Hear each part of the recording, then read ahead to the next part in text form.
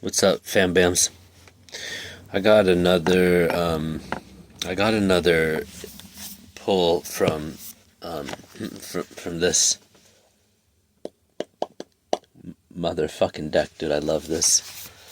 I don't know if I can do the whole thing because I feel like the stuff is so deep and nuanced. There's so much symbolism, so rich with symbolism, and the Hebrew alphabet, the different letters and the signs and the planets and the astrology, and all of it's like you can see each one of the wheels. There's like 14 different suits, and each one of them is connected to either like 3, 4, 5, 6, or 7 different elements in every one. And so when I'm doing this, I've had this deck for years.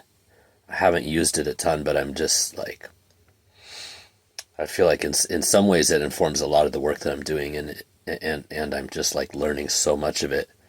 But it's so complicated, and I kind of feel like I pulled 5 cards, and I feel like I want to read the entire thing because it's very unusual. It's not anything like a tarot deck. It's not like a tarot deck or a normal oracle deck at all. Even though, similarly to tarot, how many? I don't know if it has 78. I don't know if it has 78 cards, but similarly to tarot, everything is related to astrology and to the planets, which is one of the things that I really loved as I was finding out more about the tarot deck and different oracle decks and things like that last year. So, fascinating tools that we can use to help hear divine voice, hear and confirm our own intuition. To me, that's what in any kind of decks or tarot or even astrology, the whole point of using them is to confirm our intuition, to confirm what we know in our deep inner knowing, and the voice of God inside of us. It's not about, to me, it's not about fortune telling, reading the future and things like that. It can help us understand possible things that are coming in so that we can be informed and aware of our own energy and the things that we want to create. Especially astrology is huge for that, when we can see the bigger patterns of what's happening in the collective, the energies, the solar system and the star systems around. It helps us to make good decisions, and again, in my opinion, this is all just my interpretation of things, but it's been hugely helpful navigating major events and understanding my own history with so much. It's just fucking cool tools. But this pull, let's see how we're gonna do it. First card is Disciple. It's from the 9th suit. This is probably reversed on the camera. Sorry about that. The Disciple. And it's the essence is the sun. It's the central card, so it's it correlates with the heart in the human body, which is ruled by Leo. The sun, the heart. It's where the Star of David and the Anahata symbol in the chakra system. Sorry. It's the 2 stars. It's the meeting of heaven and earth. It's the unification of the upper, the spiritual, and the lower, and the physical, and where the energies merge and circulate throughout the body. I mean, all of the energy centers are alchemy centers as well, but the heart is right in the middle. Sun. The Disciple is card 1. The Myth, suit 13. You can see there's only 4 elements on there instead of 7. Because it's getting up into the higher chakras, so they're not connected to as many. Essence. Also, the heart, but it's going towards the upper. I think the throat and wisdom and understanding. Jupiter, Uranus. The Myth, the Disciple, the Myth. Fucking Joker card. That was 444 right before I looked at that.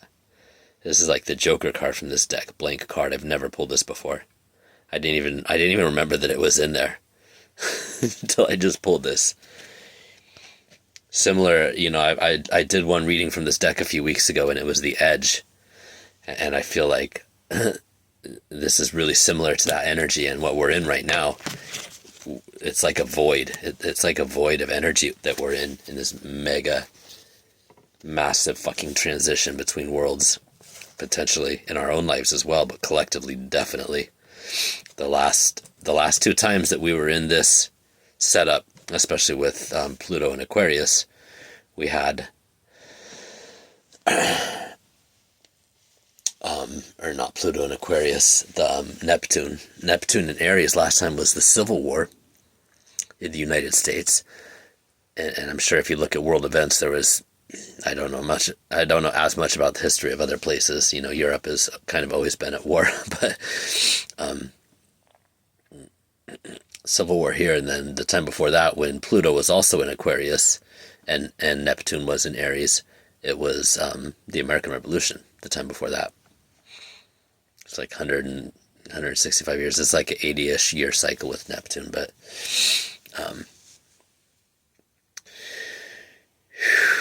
it's just crazy fucking times, man. There's a book called Generations. I did a post on Facebook about it a few weeks back too. That's really, really powerful. It's the United States kind of goes in these 80-year cycles, and I started to put it together that it's probably related to these planetary alignments.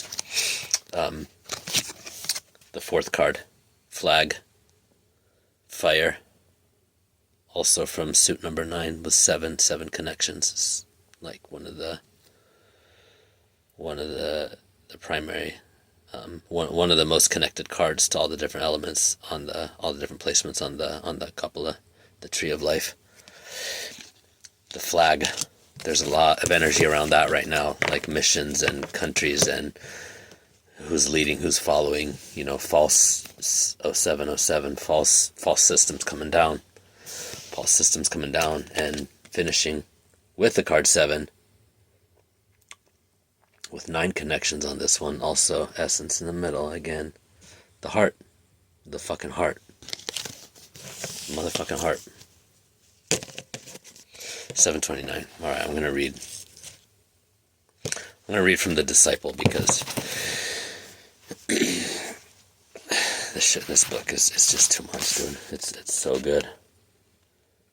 I feel like if you're interested in learning an oracle deck and you feel drawn to like Judaism and Hebrew text at all, like you could dive into this and spend the rest of your life trying to study it and get a small fraction of what's in there. It's kind of infinite, man. It's magical. The Disciples, suit number 9, or wheel number 9, suit Earth. Companion cards is Passover, the flag, which was the second to last card, and then the court. The oracle says, sons and daughters turn a mother and a father into parents. The children of children establish a dynasty. It is the disciples who found the faith. The disciple must have even greater discernment than the teacher. The disciple's contribution is to fix the teacher's creation. To fix and to fix.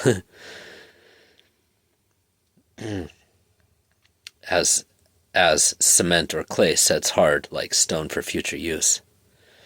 So they're saying it as like fix, like fixation, to like set into place, but I think the line before it indicates like the saying even greater discernment than the teacher, and to fix the teacher's creation is like the students need to know how to take that. The disciple needs to know how to take that into life, into an evolving world, into new cultures, new languages, new places, new people, new churches, new schools, and the disciples eventually become teachers, potentially. Commentary. Few people begin with an ardent desire to teach. The artist prefers to create and the business person to transact. And the mystic can't take time off contemplation to instruct others. But sometimes this need to teach presses upon us, just as no one knows how to be a parent until he or she has children. So no one ever thinks that they really know enough to teach. The situation draws it out of us. Children, pupils, and disciples all draw knowledge, understanding, and wisdom out of us. These are some of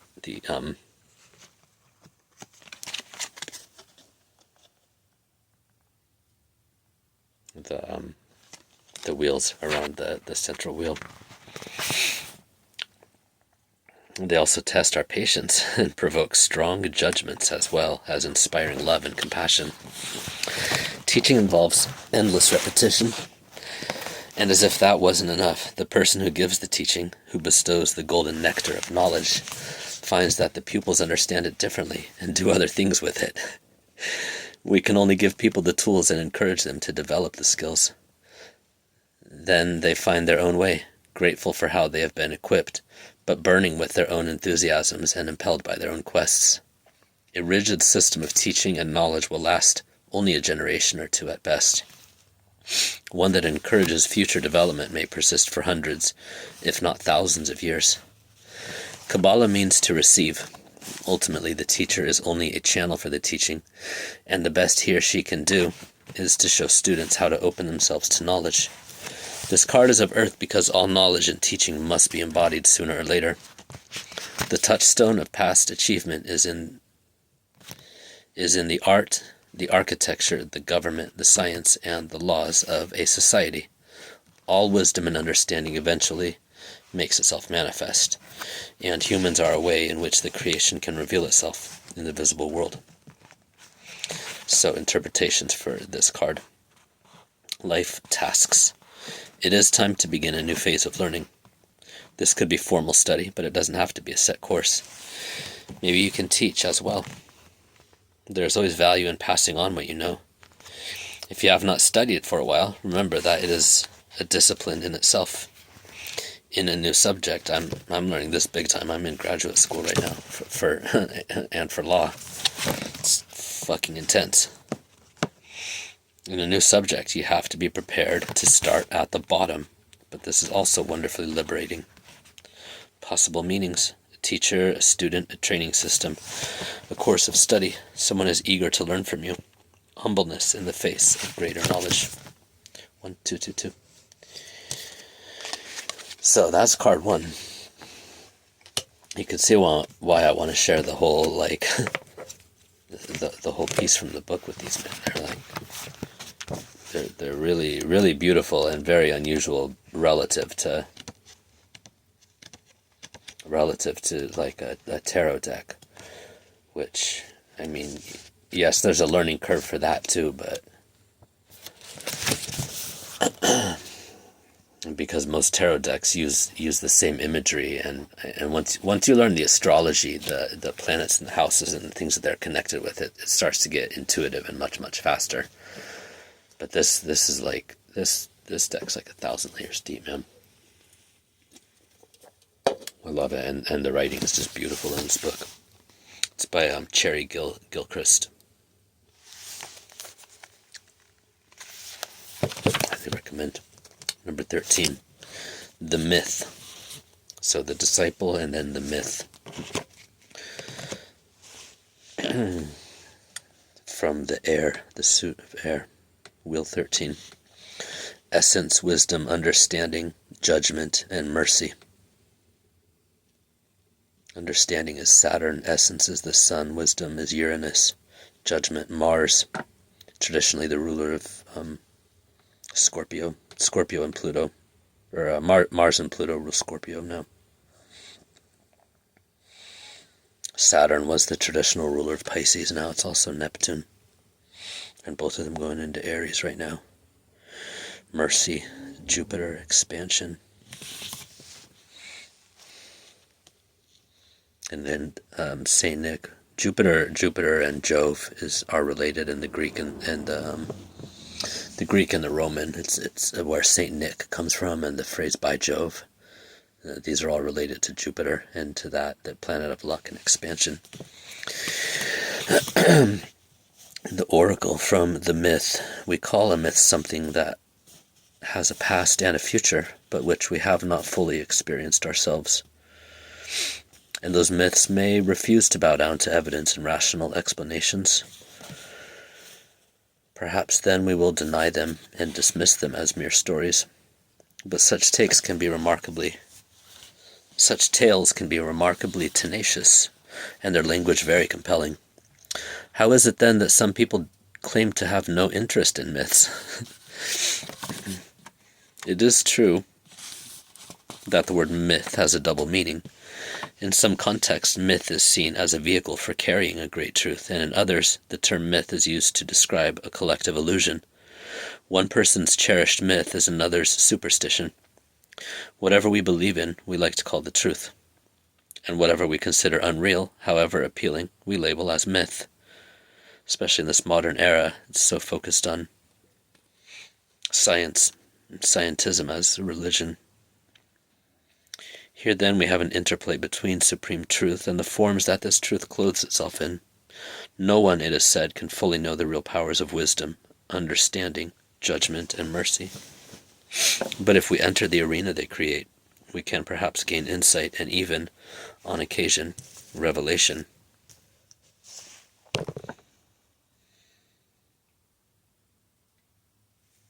And this for me, this is really big. This ties into what I was just thinking and feeling about astrology. Like the more I've learned about cultural mythology, and I studied this a little bit in school and through literature over the years, but since I've started deep diving into astrology and a little bit about the mythology of these cultures where a lot of this stuff came from, not just the Greek and Romans, but the Egyptians, the Babylonians, the Sumerians,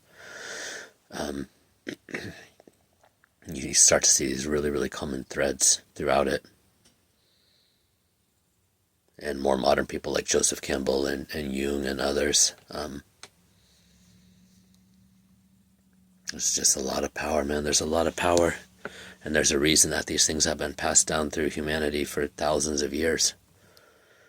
And continue to be.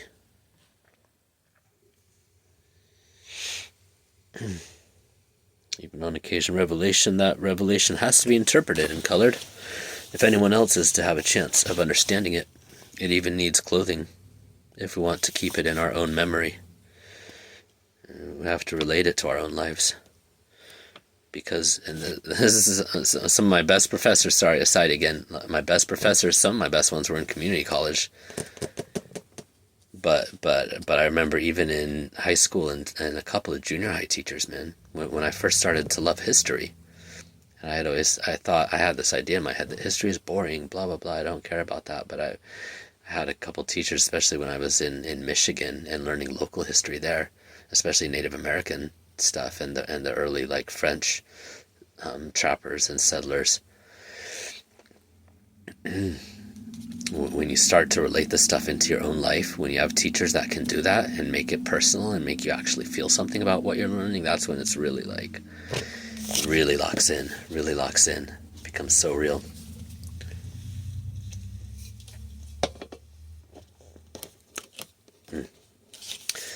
We need to clothe it in our own knowledge, our own experience, our own life, our own loves, our own family. Any knowledge you receive when you are in a higher state of consciousness is likely to slip out of your grasp when you return to everyday awareness. Myths are the exotic and beautiful tales that are told by those who have ventured into this supernatural realm. They are travelers' tales or stories that have grown from the accounts of many travelers told over the years, because the best myths do not belong to one person alone. Myths can inspire us and act as a bridge so that we, in our turn, may cross over into that realm. Beware of calling your myth truth and someone else's illusion. The universe has many dimensions. Each person is a version of the truth, and you cannot deny another person's truth. Remember, too, that a myth is a pointer, not a literal truth, and behind it lies knowledge, which has no immediate counterpart in words and images. Interpretations, life tasks. If your relationship or your work is empowered by a myth, then it will have extra energy and inspiration. But do you know what that myth is and what it is saying? Or will you decide yourself? You will need to test and consolidate it in the real world too. Possible meanings. A question concerning religion, an ideal, or a cause. a myth, story, or legend, superstition, means of communication, a truth which you must dress up. Yeah, mythology. It's so interesting. Mythology in the bigger picture, and then in our personal lives, and then our belief system, and this whole conversation around truth. Like, what is truth? Is there truth? Is there absolute truth? Is there a difference between capital T truth and small t truth, personal truth? And like it says in here, you can't argue with another person's truth. It's got it in quotes, but it's like, if another person is checked out from reality,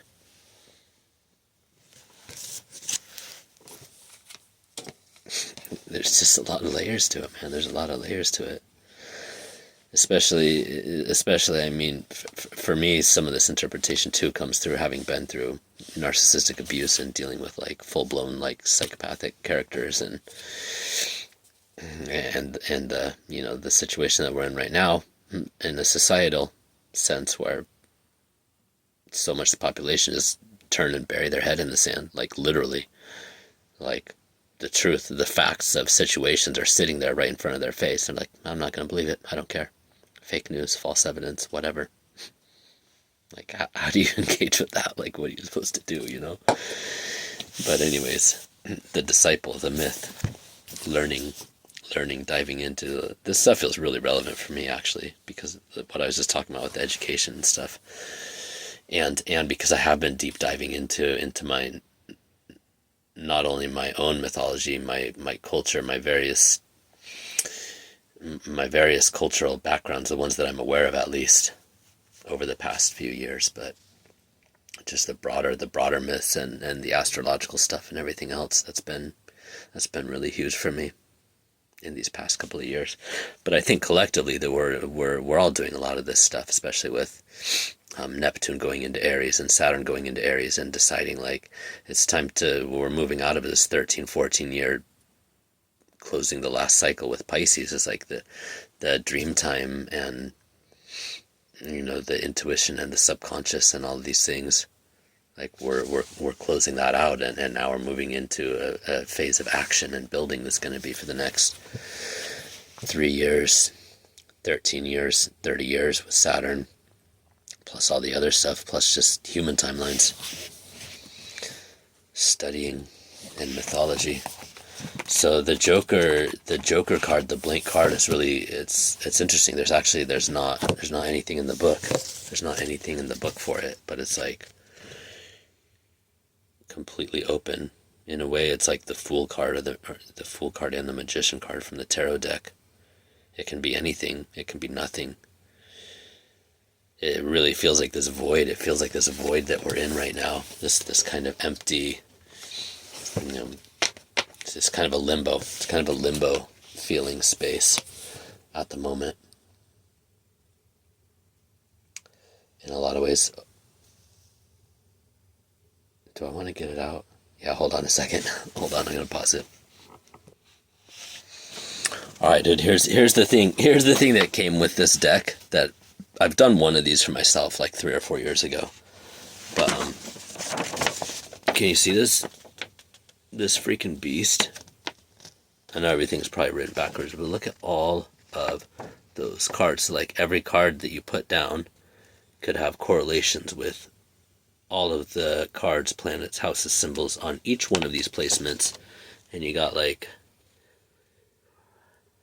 well, it's set up to be read in the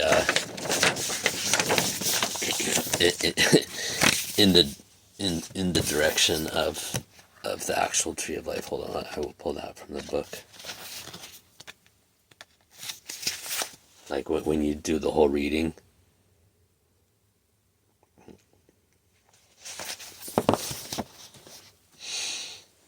Dude, that would be like hours and hours and hours to get through that. I would need like probably a freaking week to just like sit with that and try to interpret that. If I was gonna do a reading out of this deck for somebody, I wouldn't even attempt it, honestly. Like, not at this point. It's so much. I mean, I would do one. I would do one for free maybe, but that would be so time intensive. I would need like a week to even freaking sit with it, and then probably 3 or 4 hours to like actually give the whole freaking reading from it, man. It's a lot, but it's cool. That's what I was trying to say. Like, if you only wanted one deck and you want to spend the rest of your life with it, this could be it. The Disciple suit number 9. Another deck that I really love is the Osho deck. I really love his writing too. It's been a while since I read one of his books, but the deck is kind of weird. I don't think that he actually made it. I think that it was made after he was gone. Well, I'm not totally sure. Anyways, Osho deck is really freaking cool too. Very unusual. I'm just gonna go ahead and finish this out since we're in here. The Flag number 9. Fire. Again, essence. All of these have essence at the middle, which is the heart, which is like the big theme for me lately. Well, not the only, but like a major one. The Flag. Everyone salutes a flag, whether they know it or not. Each of you wears on your lapel an invisible insignia to which you owe silent allegiance. But people become overexcited by the profusion of flags, especially when there are many of the same kind flying at once. They love to see the waving and the marching, to shout and to cheer. Then they see only the flag and forget what it is for. Commentary. Causes are contentious. What starts off as a rousing gathering can turn into an ugly riot. In theory, a flag harnesses all the collective energy and unifies people under a common purpose or identity. However, a lot can go wrong. There may be opposing flags out on the streets, or people marching under the same flag may start squabbling about what they are really there for. I've been seeing that a lot. I mean, this has kind of been going on for decades, coming to a head right now, but having these two political parties that are like at each other's freaking necks, and most of the people even in those parties like actually stand for the things that the parties like proclaim to stand for, and they haven't for years. They've been flipping like back and forth. For decades, really. For as long as I've been fucking alive, man. It's just gotten so bad lately. Like, people just screaming and spouting nonsense at each other. It's like,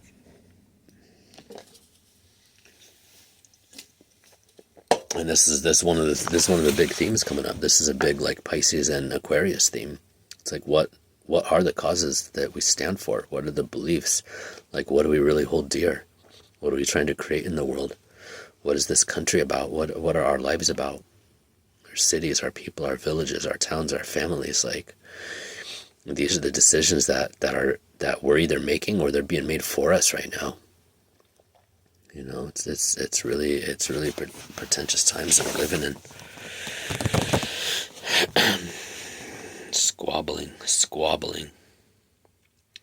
The flag is created as a symbol of the common cause, giving it extra power and focus. It is also a symbol of higher authority, confirming an allegiance greater than that of people who simply share an opinion. In suitable arenas, flag bearers take delight in challenging others who carry a different flag. In the best cases, this gives us tournaments and matches, pageantry, exciting contests and celebration. The sight of different flags flying together creates a colorful and energizing occasion. At worst, flags are used to bully and to provoke confrontation, as when rival political groups clash on the street. Or you have armed government thugs murdering citizens without cause in United States cities. Standing armies without any proper authorization from Congress. War being waged on political opponents within the United States. A flag can even become a physical weapon. Sometimes the flag is a sad symbol of what it was, the reminder of past days of glory held by a band of dwindling adherents. What do you feel when you see a flag flying? if anything? Does it lift your spirits, provoke you to anger, or simply generate a little tired, amused cynicism? What does your attitude mean? This card is about how you respond to a cause or a statement of allegiance. No one is without allegiance. It pays to know where yours lie. Gotta dive deep. It's like one of the most famous quotes from Socrates, like the unexamined life, it's not worth living. I believe he was correct. It is possible to go deeper into the symbolism of the flag or badge. How has the choice of colors and image been arrived at? There is power in simplicity and in combining contrasting features held strongly and securely together.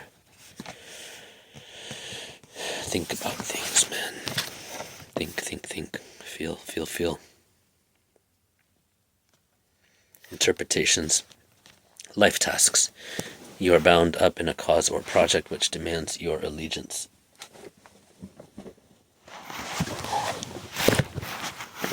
Sorry, I keep moving around. I've got this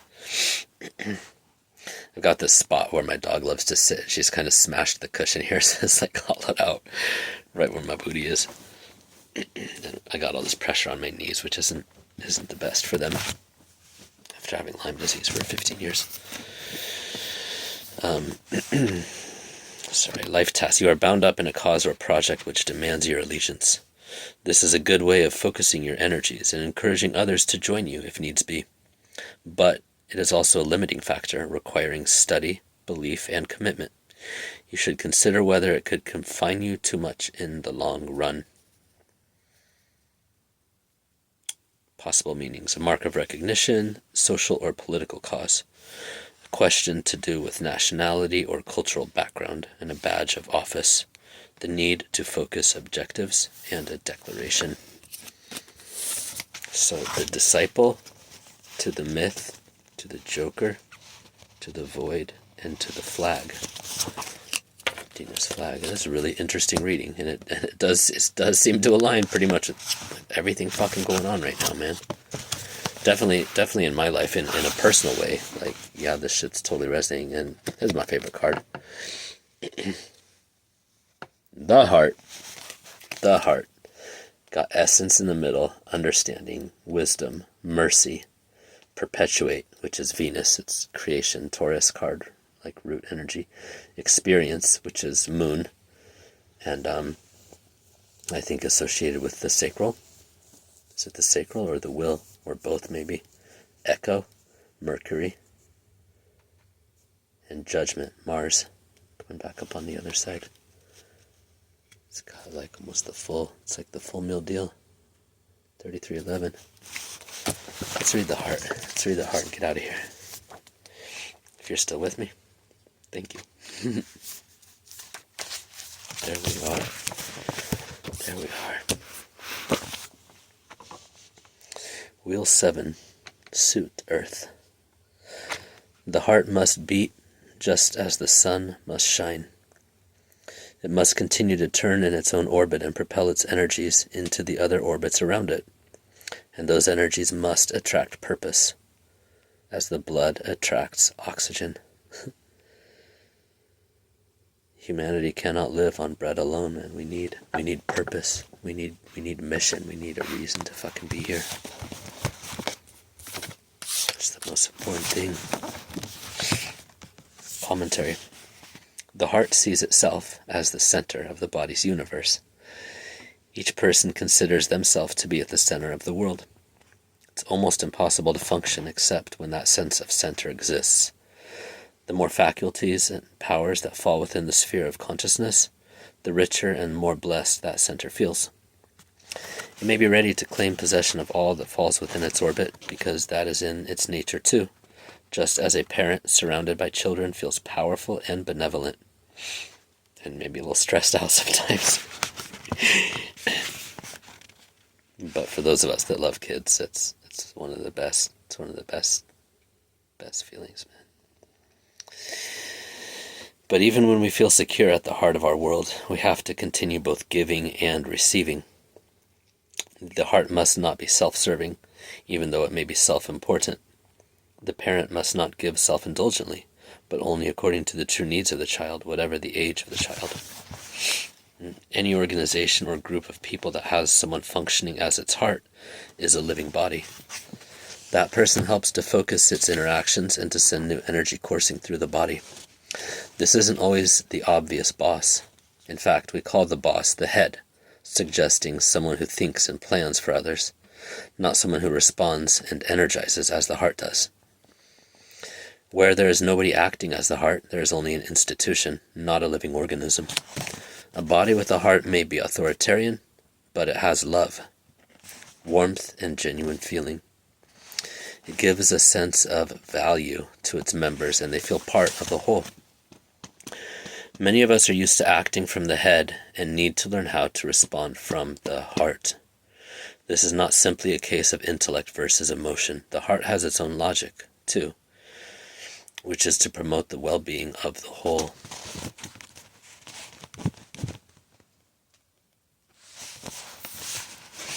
I love it. Interpretations. Life tasks. You are in a position where you have both responsibility and abundance. Whether that abundance is in money, relationships, work, or creativity, you need to keep it alive and enriched with your own energy. Give out and receive. We can't just be one way all the time. Make sure that you can really serve all those people in projects which rely on your input. If any one of them becomes too demanding or dominating, refer to the welfare of the whole to decide how much you really need to give to the individual. I'm going to pause. I need to grab another book too and read, because one of my other favorite books, like this is a repeating theme in that book and in my life in recent years. Health and welfare of the body, the heart of the matter, a true connection with someone, warm feelings, source of energy, commitment, a person who has great significance for you, and falling in love. Love, love, love, love, love. And Valentine's Day coming up this weekend. Today's the 12th. Tomorrow Saturn goes into Aries, joins Neptune. 14th, Valentine's Day. 17th, Aquarius eclipse, solar eclipse. 18th, Fire Horse year starts. Red, red, red, red, red. Fire, blood. Hold on just a second, because I want to get this other book really quick and read a piece from it. Alright, sorry. The heart themes. This book is a gem that I got a couple years ago. It's kind of funny. I was looking at, I got it on Amazon. It's like they print on demand, you know. And the date that I got it was 11/10/2022. So like 1110 then 2022. And 78 is the year that I'm fucking born. There's so many synchronicities, and there's 78 cards in the tarot deck, which this doesn't relate to that at all, but it's just crazy, because as I've read this is like my fourth. I just finished it again. This is probably like the fourth time I've read it all the way through, and incorporating and integrating the principles from this book have been absolutely massive, absolutely life-changing.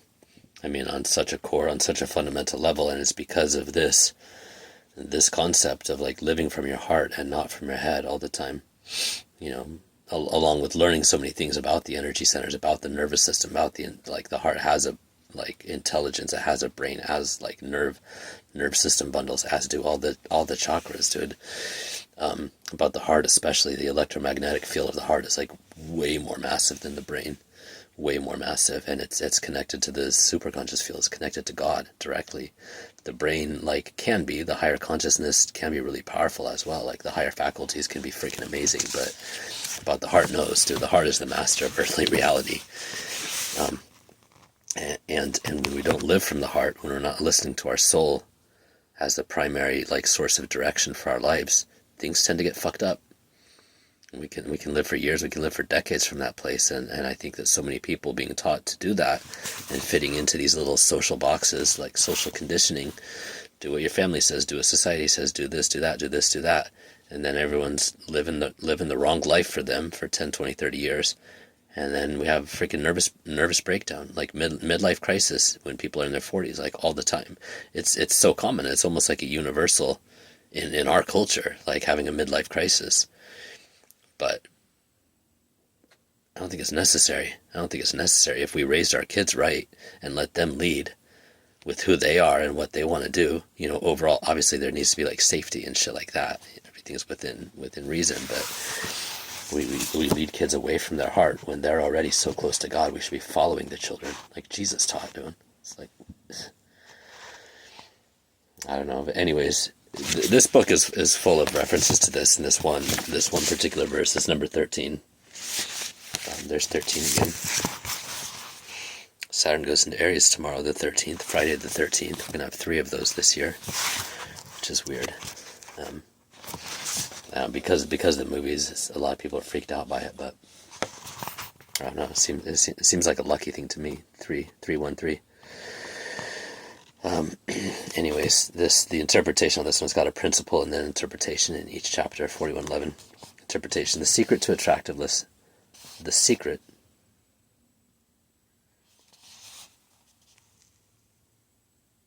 Hold on, I gotta read this because number 13 principle. What is the secret of charismatic personalities? And in this, he's not talking about just charismatic in like a superficial sense. It's like people that have a really powerful magnetism because they're on the right path, because they are who they are. They are who God made them to be. They throw the negative slides out of their mind and replace them with positive ones. Charm is a result of the mutual love that exists between the heart and the mind. A charming personality experiences a feeling of joy in their soul. They enjoy life and bathe in their own love without the slightest hint of narcissism. It is this feeling of joy that other people notice. They notice it because it's fucking rare. It's so fucking rare. There are not many people like this, but you listening to this, you could become one of them. You just have to turn to face your heart, love yourself, and step onto the path towards your own personal goal. And this is the thing that's been huge for me over the last couple of years. It's like, because my life kind of bottomed out, and I was just like, I didn't have anything left to lose or to live for or anything else. It's like, why am I still trying to please these people like 40, 45, 46 years later? Obviously it's not going to work. They still don't know me. They still don't care. They still don't like. We have nothing in common. There's no overlap in our lives, even though it's like bio family. So I really started to dive deep into like, what in the F am I actually here for, and what do I want to do? Like, what is my life going to be about? And then just choosing that and freaking going for it. And it's been a very messy, very painful process. And in some form, I've been doing this for decades already, in recovery and stuff. But it's like freaking next layer, foundational shit. Anyways, you have to turn to face your heart, love yourself, and step onto the path towards your own personal goal. Not only do certain personal qualities then change, but the body becomes more attractive too. The face more appealing, and one's smile absolutely dazzling. One in particular. The secret to attractiveness lies in the unity of heart and mind. When a person accepts themselves as they really are, loves themselves, and does what they love doing, they radiate an inner light and live their life true to their own credo. This is precisely what most people are lacking, and that is why they are drawn to charismatic individuals like moths to a light bulb. On an energetic level, charm represents pure waves of unity of heart and mind. It's 4414. Pure waves of fucking unity. God source, God energy, God. It's fucking God energy right there, dude. By training your energy, you develop the extraordinary ability to influence others around you and win them over. And more so, you do it without even trying. Addendum. It's the natural function of that magnetic energy, the unity. 4444.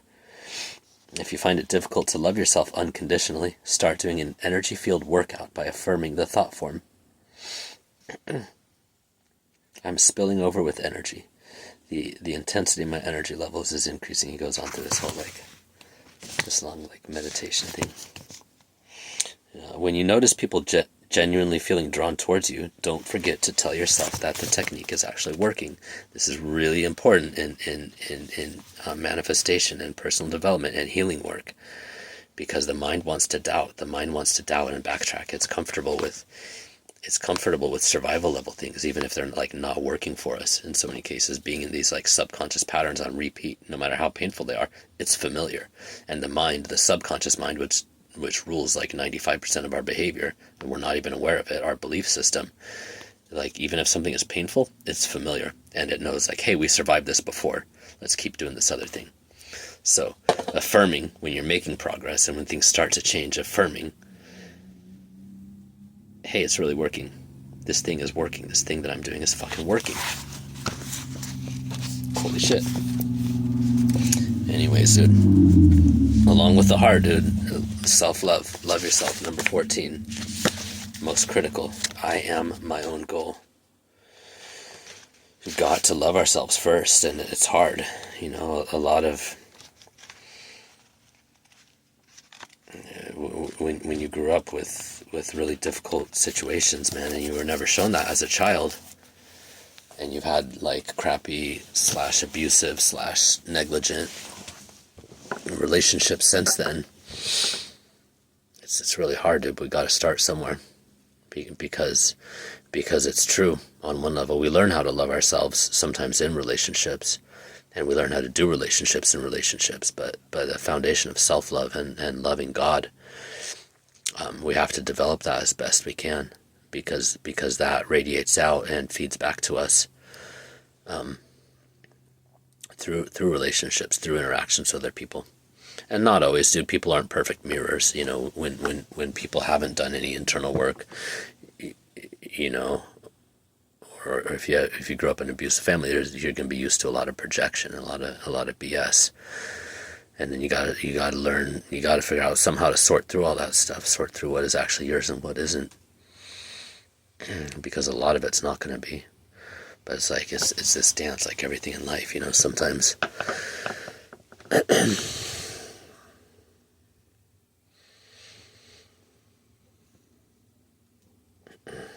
Yeah, self-love is important. God love is really important, and having safe and healthy relationships and people who can reflect us accurately is also massively important. And it's, do the best that you can. Do the best you can. Own up. Own your side of the street, and send yourself those messages of love, dude. Listen to soundtracks. Listen to meditations. Sound music. Sound healing music can be so freaking powerful. Meditations and all these things. But anyways, I'm gonna close it out. 4808. The disciple, the myth. What are you studying? Are you a teacher? Are you a student again? Are you both, maybe? What are you? Who are you? What does this void mean to you? What is this in-between space? What is it gonna mean? I really like that card, man. I'm gonna be sitting with that one for a little bit. The flag, the things we follow, the ideas that we follow. A lot of these Age of Aquarius themes, dude. We're on the front end. We're on the front end of these flags, countries. There's going to be wars. There's going to be countries rising and falling. The United States is very unlikely to survive this next war. This is like the empire collapse year. It's possible, but we got to make amends. We got to clear our blood guilt. And there's a lot of people, and nobody in power right now is even looking at that, talking about it, nothing. So things are going to get pretty gnarly, I'm guessing. Make sure you guys are prepped up as best you can be with food, water, plans, ABC, depending on where you're at. I'm gonna do another video on that. I'll probably do like some live workshops, actually, some classes or something. on preparation, because it's really timely. I was thinking about starting it last summer, actually. I wish I would have. Anyways, the heart, dude. What's your center? What's your center? What are you living for? What do you want to live for? What are you creating? What is love? What is love in your life right now? Where is love?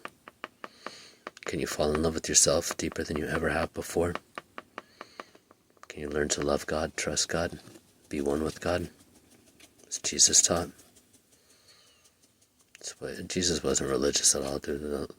I know a lot of people have been deeply, deeply harmed by Christianism, but it's not what Jesus taught. He said you're one with God. God is inside you. The kingdom of God is inside you right now. Not someday, not maybe. You and I are one. God is one. We're all tapped into the unified field.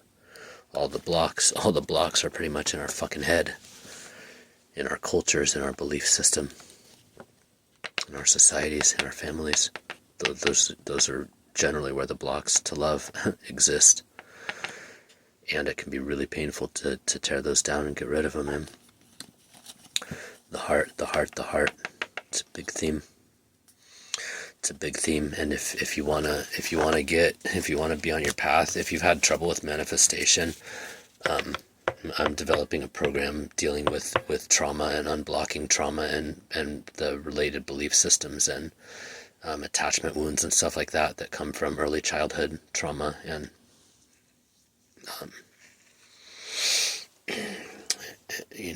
picking up books like Transurfing. It's at another level. It's not like just law of attraction stuff, because there are other forces.